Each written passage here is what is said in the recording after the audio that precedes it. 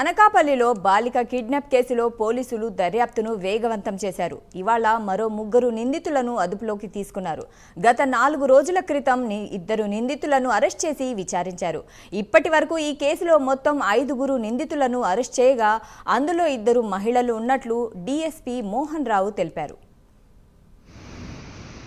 17/5/25 SP గారు ఒక press meet పెట్టి తప్పిపోయిన 4 ఏళ్ల అమ్మాయిని వాళ్ళ తల్లికి తల్లిదండ్రులకు అప్పగించారు.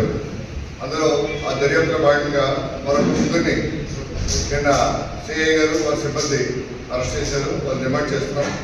వాళ్ళు ఎవరంటే వారాల దేవి, ఏలు, తగరంపూడి శంకర్, షణ్ముఖ, A5 గొర్రె శ్రీనివాసరావు.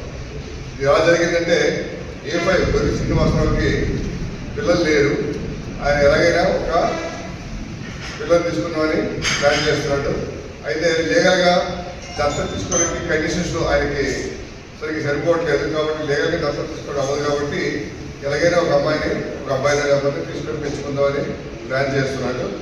17/5/25 ఎస్పీ గారు ఒక ప్రెస్ మీట్ పెట్టి తప్పిపోయిన 4 ఏళ్ల అమ్మాయిని వాళ్ళ తల్లికి తల్లిదండ్రులకు అప్పగించారు.